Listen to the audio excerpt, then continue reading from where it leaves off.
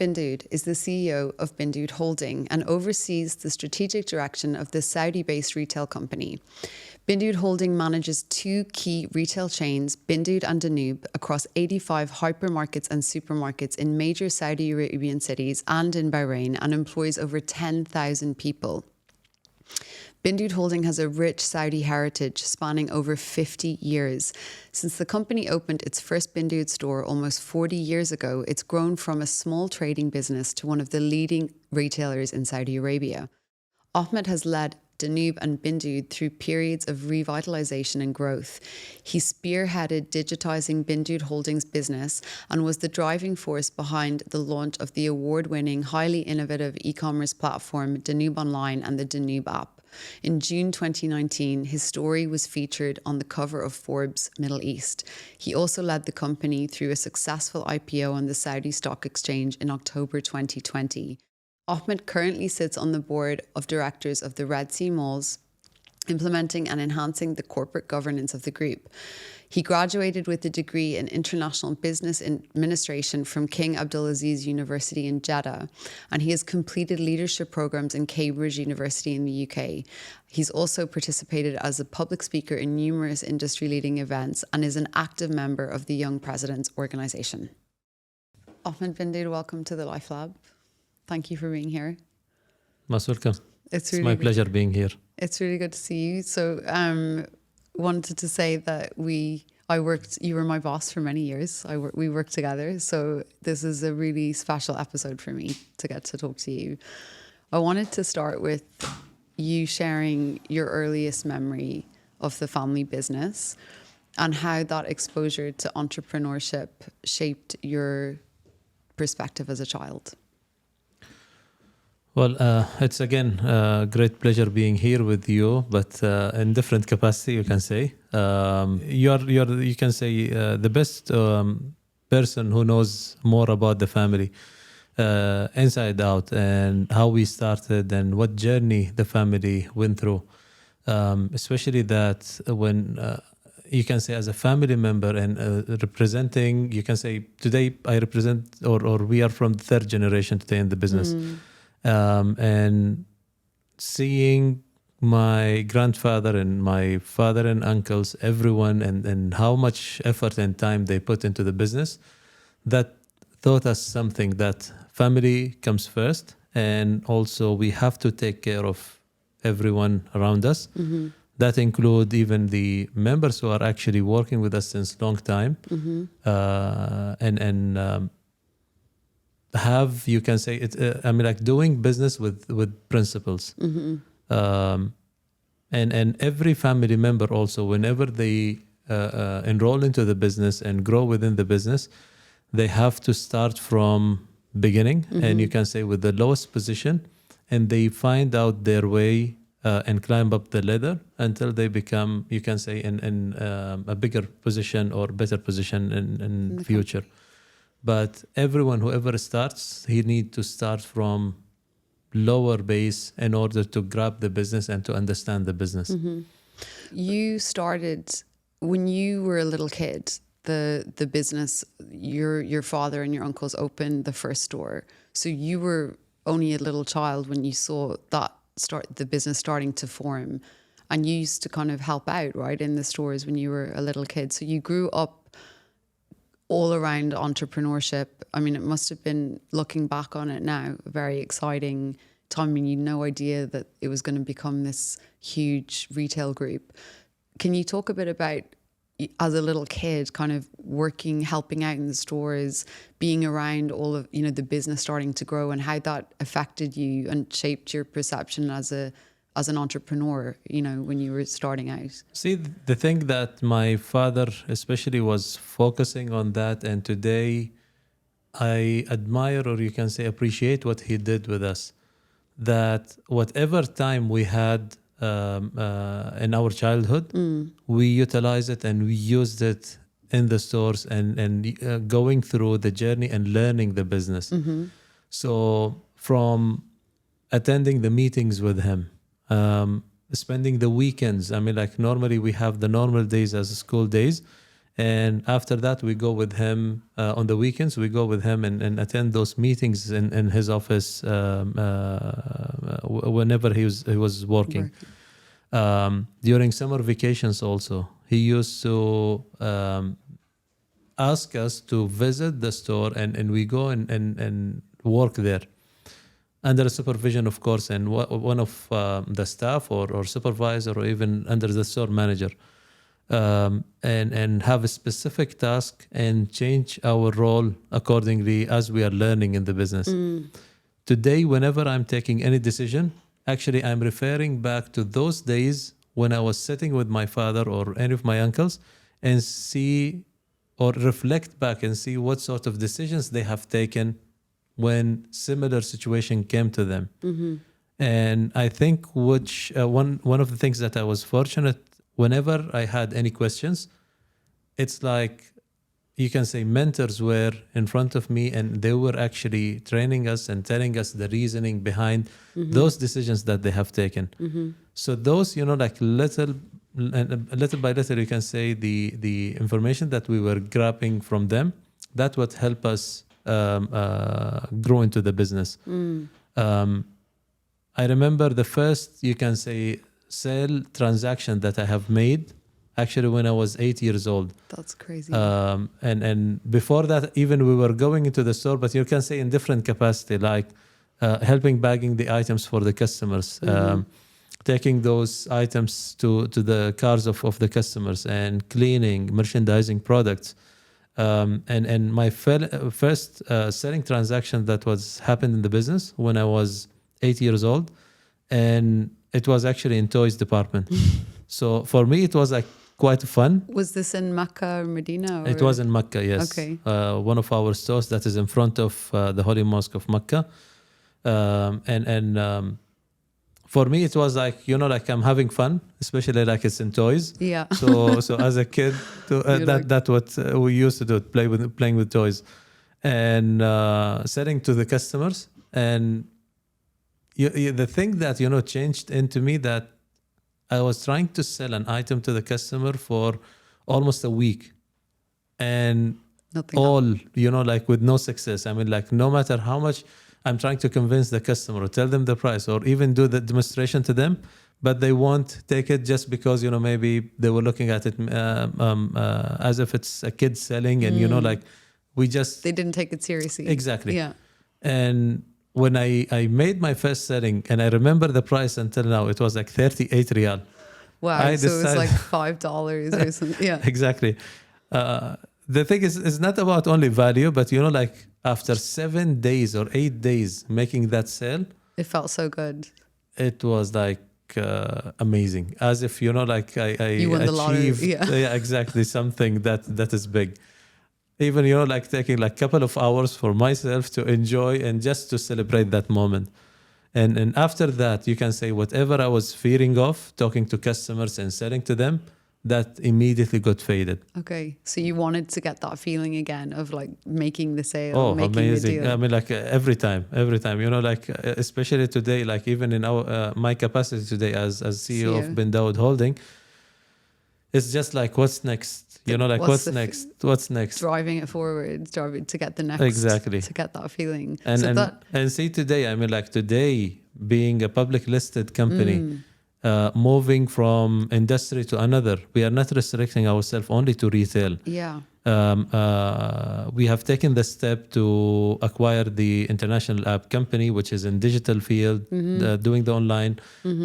We acquired another French company, which is called Econ, that is actually based out of France and Paris, and has presence in more than 14 countries. So you can see that, like we have moved away from only retail and supermarket and into more diversified, you can say, type of businesses. Yeah. Well, those are a lot of things that you've done that have happened under your leadership and with you driving the driving force behind them. And just to kind of take a step back, when you became the CEO of BinDawood Holding, you were very young to take that position. And it was before the company became publicly listed. When you think back to that time, and you knew you were about to, probably at that point that you were going to lead the IPO and everything. How did it feel at such a young age to have that kind of responsibility in your family's business? You were still a family business, and you knew that it was, likely that hopefully the company would IPO. How did it feel taking on that role? See, actually, the whole story started back, if I can recall the year rightly, that was in 2011. When actually I was studying abroad. It was in Canada, and wanted to go to United States. Okay. And to continue with my MBA. I decided, or you can say that the family had different, you can say, arrangements or plans, especially my father. So, I remember that day I was supposed to travel and go to the US, and on that exact day when my flight was supposed to be, that I was called and we made the transaction of Danube. So we acquired Danube. Exactly, fully 100%. And that's the second brand that you had after BinDawood. Exactly. It's more of a kind of luxury supermarket chain, a higher, True. Okay, True. A premium brand. True. Yeah. So it was, we took over the management now, and someone need to lead and take that role. So the arrangement that I had with my father back then, that you need to postpone your plans for MBA temporarily, 1 or 2, maximum 3 years. And if you can say things got arranged, then you can go and continue with your plans with MBA or whatever I wanted to do. So I agreed and took the role as CEO of Danube that time, and started working on the growth plan of opening stores and managing that company until we managed to find the synergies and start working on the next projects, which is like the private equity deal that happened, you can say, in 2015 and closed in 2016, and then with the IPO plans. So the thing that actually added a lot to my experience, when my father told me that to take over that role, and in that 1 or 2 years, I learned a lot. So much. I think even if I take 10 MBAs, won't qualify as that 1 year of experience that I had during that time. That's really interesting. So that was a pivotal moment in how you learned, that formed your leadership style. Oh, absolutely. And until today, if I when I reflect back and think of that moment, I always think what would happen if your life if I said no and I want to go for MBA and decided not to go for that. Yeah, that's interesting. Like, where would you be? That would be a very expensive, decision that would have been taken, which I am glad that I didn't say no. I said yes to continue here. Exactly. Yeah. Of course. I mean, it's really cool that you studied abroad as well. I mean, that's gave you a different perspective. But what role has your, BinDawood Holding and BinDawood, the brand BinDawood is really synonymous with the holy cities in Mecca and Medina. What do you think the role of your Saudi heritage has played in how you approach business and in your leadership style? Because you guys, the family is such a, strong, proud Saudi heritage, and you've done global acquisitions, you've worked abroad. How do you think you draw from that in your approach to business? See, the first thing that we have learned in our business, that we have to honor our words. So yes, you will have contracts, you will have contracts or agreements with any of the parties who are doing business with us. But what really matters is actually your word, and you can say principles that you have into the business. And no matter what, even if the decision is going to be painful, but if I agreed with the other party on something, I have to fulfill whatever I have said or my promises. And since then, that's what we are following and what we have learned actually, and we are executing what we have learned from my father and my uncles. And I see them every day. The only thing, I mean, like when we commit to something, we have to obey what we have committed to. And yes, you can do business, but in order to do it for long term and to be successful in your career, you need to have certain principles that you have to adopt as a businessman or as a business. So having our first supermarket in Mecca, serving pilgrims, offering them the right value for money of the goods that they're buying, the quality that we are having there. And today with our existing stores that is in front of the two holy mosques in Mecca and Medina, along with the other stores, all those pilgrims who are coming for Hajj and Umrah, actually they trust the name of BinDawood that is started from the holy cities and now expanded all over the kingdom. Yeah, I mean, for people that, obviously Makkah and Medina are sacred places for millions of people all over the world. And when you land in Jeddah or, you're traveling around there, the BinDawood, you see the brand everywhere. It's got such a strong its identity is really linked with those cities. How do you feel about how the BinDawood brand has contributed to those cities over the last 40 years? I mean, it's so visible and it's synonymous kind of with doing Hajj or Umrah. How does that's a huge responsibility as a brand, to be linked with such a sacred place? No, definitely. I mean, like there is you can say it's like a duty for us also to serve those pilgrims who are coming to the holy cities and performing their ritual practices. Being in those regions is not only a business that we are having. It's all the visitors, whoever is coming there. You are linked also with their memories. So it's the best. I mean, like, can you imagine that a family who was trying to save money for maybe 20 or 30 or 40 years and coming all of a sudden for Hajj and Umrah and visiting the stores and having that memory of Hajj and Umrah attached also with their experience in our stores.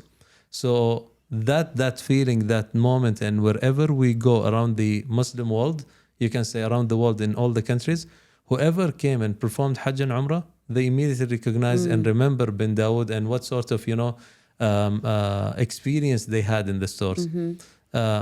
I mean, like when they want to come and do their grocery shopping, or even the items that we are selling as gifts when they go back. So it's all attached, and it's also the feeling that like when you are traveling around the world, especially after Hajj, we see people actually carrying our bag through the airports. Yeah, and people know the brand outside of Saudi because all the pilgrims who come, usually visit those stores right there in those cities. It's amazing. It's such an incredible brand.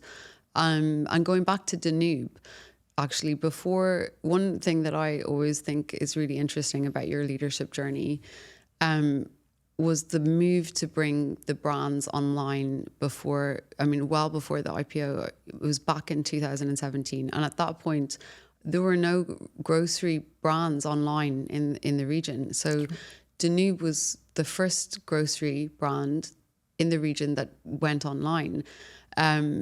What was your thought process behind that? I mean, that was quite a big move. Like, people at that point it was very much only in the West, like people were ordering their groceries online. It was completely a foreign concept here. And you did that well before the IPO. Can you talk a little bit about what influenced your decision? Why did you drive that forward? Sure.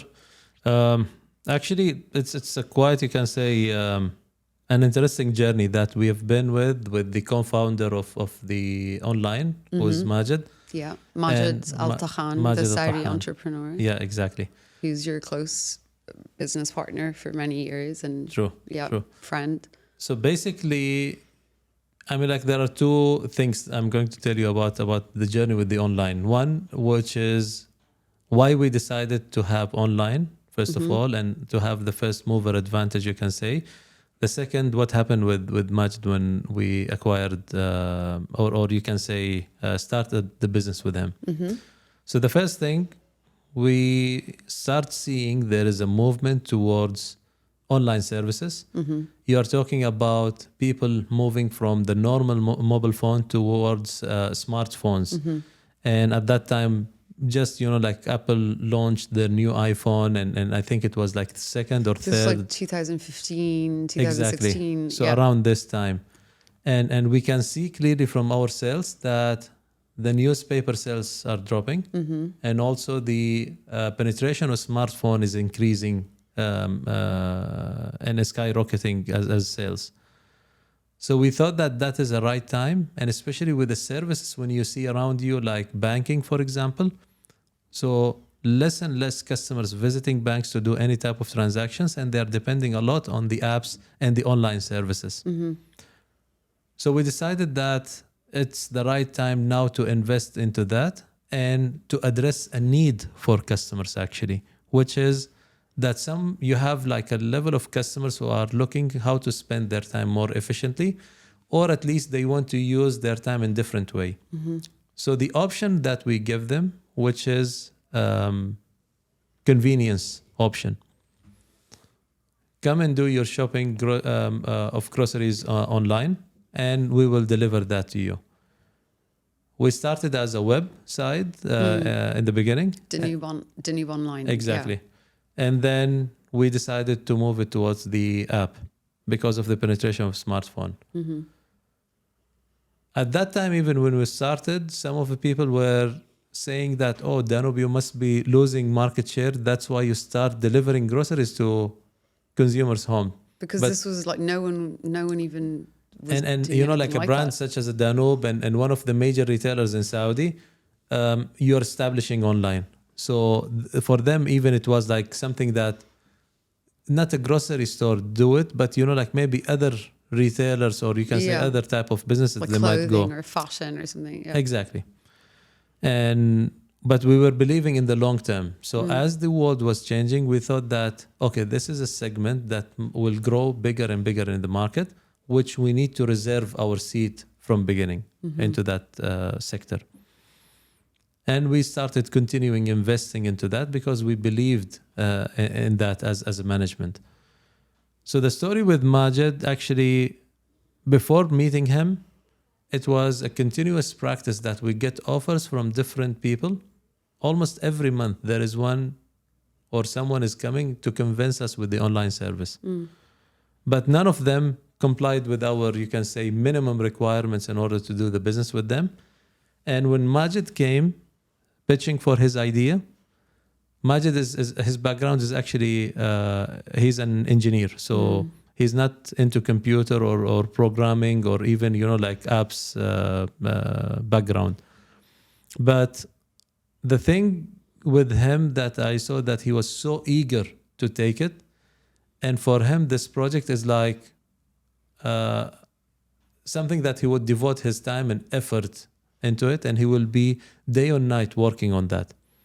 And whenever we put all the, you can say, things that we needed for him to be complied with, he agreed to all of our terms, which was surprising to us, and why he is taking it so personal that he want to do the online for Danube. Because he really believed in the future of grocery e-commerce, right? He believed in that, and also for him, the brand was very important, and he believed also in the brand, and also in the ecosystem of the company, in the entrepreneurial, you can say, background of the company and how we do things.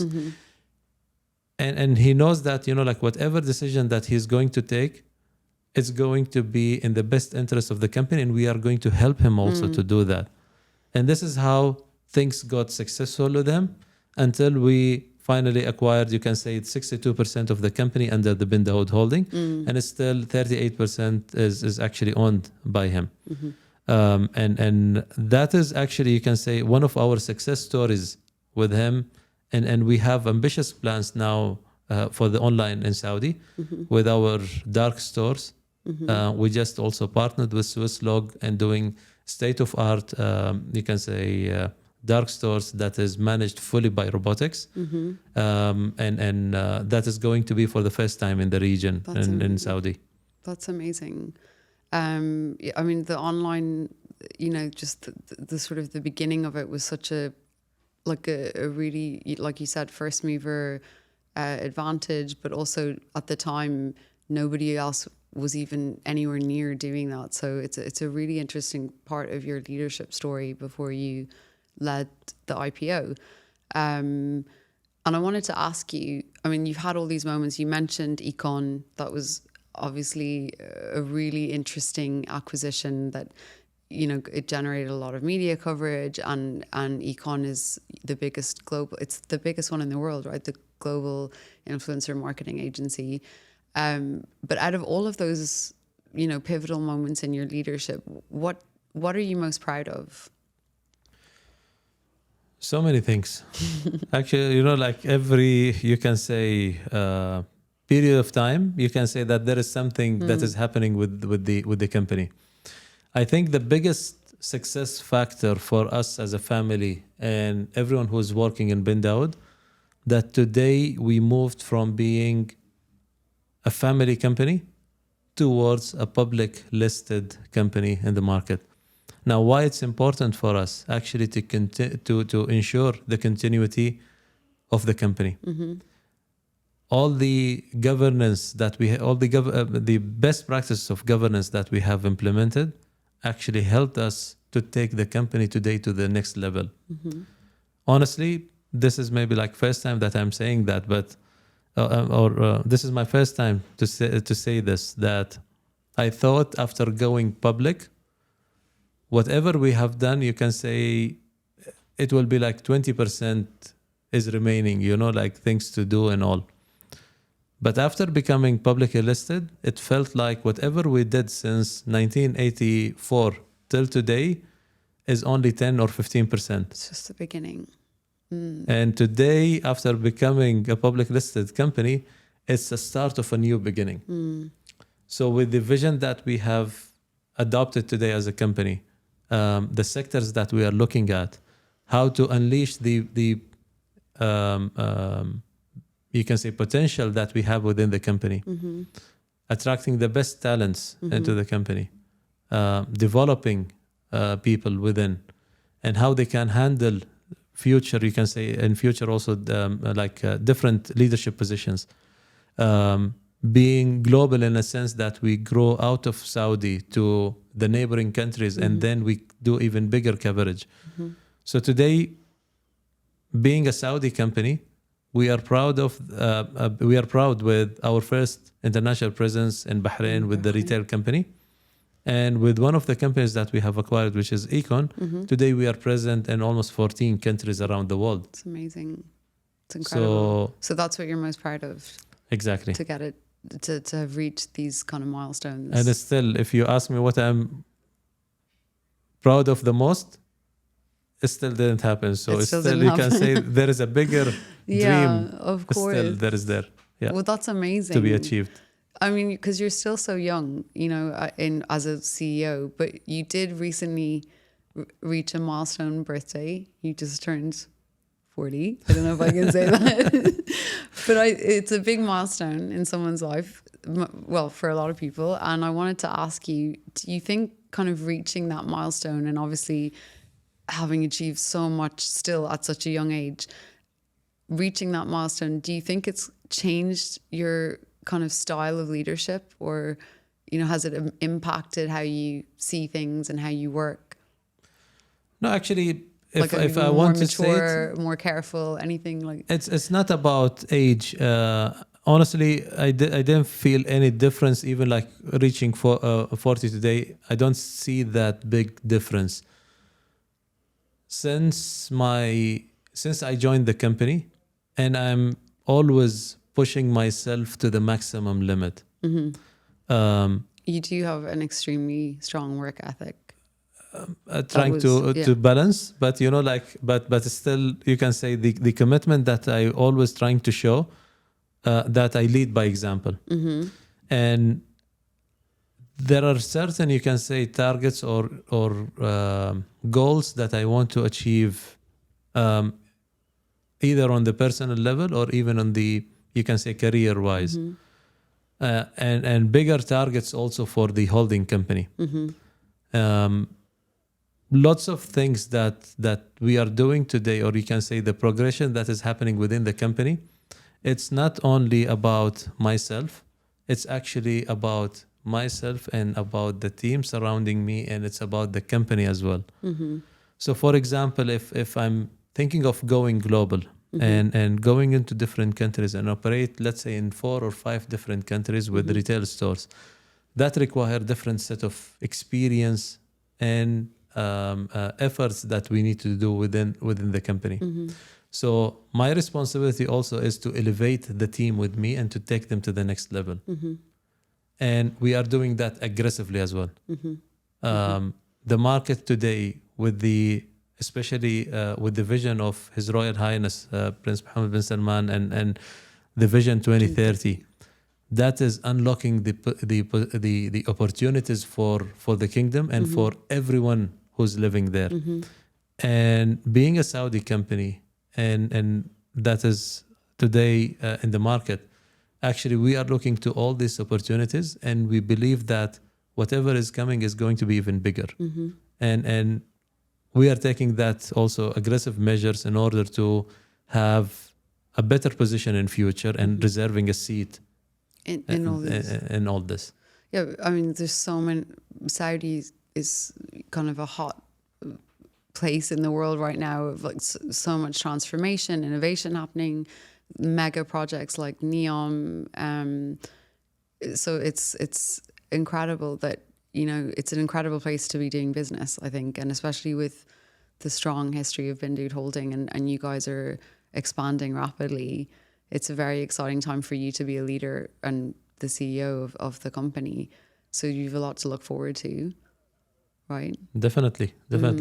And of course, today we have, you can say, an obligation today as a public listed company that we want to protect it with all these ambitious plans and growth, to protect it very well and to have the best returns also for our investors who trusted the company and its vision. Of course, yeah. What do you know now that you wish you'd known at the start of your career, or even what would you tell your younger self before you became CEO that you wish you could share? Is there something? I wish, like I was maybe 10 or 15 years younger and know everything that I know today. Of course. So that I think, would have been easier maybe. And also some of the mistakes that I've done in the past would not be happening, you can say. So like if your son, for example, was starting out his journey to become a leader of the business, what would be one piece of advice that you would share with him to become a good leader? That he need to take it, to trust, first of all, the leaders in the business. Trust is very important. And to put extra effort and time more than usual into learning the things that is happening into the business. And why I'm saying that, normally or you can say when we first enrolled into the business, we feel like, whatever is happening today or whatever is happening around us is not right, and we want to change it. And we want to take, you can say, action in changing all this. And sometimes with lack of experience and changing things which already is working, and you can say you have very good returns, sometimes can be disaster for the business. If you have people who worked in the company since long time and they are achieving things and the company is growing, maybe, that is just leave it. Just leave it and let it work, and you're fine. But sometimes we want to fix things that is already working, and there is nothing to be fixed, which could be disastrous for the business. The second thing also, which is the trust the leaders of the business, because I have seen so many examples of family businesses where the next generation actually, or you can say the younger generation, usually they don't get along with the previous generation, or they don't believe in their vision, or they think that they know things that the previous generation they don't know, and they are much more smarter than them, which is not the case. And they need to learn the business first from them, and to protect what they have. Exactly. That makes sense. Exactly. Yeah. So that is my two piece of you can say advice that I usually give for whoever working or starting in his role. You can say family business, or in any company, really. or in a company. And I think that one of the things that makes difference, if let's say you are not working in a family business and you are working in, let's say corporate or something, or a bigger company or something, you have to choose your leader that you are going to go learn from. If he is not teaching you something new, or he is not pushing the boundaries with you, or letting you learn or take certain decisions on your own, not giving you that you can say space, then you try to, it's better to find a better leader to learn from and to grow into your career. That's really good advice. Ahmad, I like to ask people what their definition of success is, because it's usually very different depending on where the person is in their career or what they've achieved. What's your personal definition of success? See, some people are measuring the success with wealth, or maybe with money, and material things, you can say. For me, if you are enjoying what you are doing and you are achieving your dreams, that's what I call it as success. Personally, as Ahmad also, it happened with me, you can say, maybe twice, that when I set targets and it's achieved, I feel like lost. Like what do I do now? What to do now, or what's next? The first thing was on my list always to achieve the dream of the family of taking the company public, and work through the process and all the work related to that. Definitely, it's not only like my only effort, but you can say it's a work, a teamwork, and everyone contributed to that. But after we became listed and we rang the bell on the opening, and it was like a moment where I had to stay with myself and say, okay, so the thing that I was been working on since 2000, maybe 6 or 7, got achieved. So what is next now? So that is, like a milestone that been accomplished. And from that moment, we start building on the next target or the next goal. And don't stop. Whether your age, I know that I'm today at a younger age than maybe those people who are at 50s or 60s, but whatever is your age, don't stop as long as you are enjoying what you are doing. Because if you are enjoying it, you will achieve more and you can see success on your way. So better you, enjoy what you are doing. Of course. And pursue your dreams. Always. That's brilliant. Ahmed, thanks so much for your time today and sharing these amazing insights. It's really interesting to hear your story. So I'm really grateful that you came on the LifeLab. Thank you. No, it's always a pleasure, and it's amazing seeing you after all this time. I know.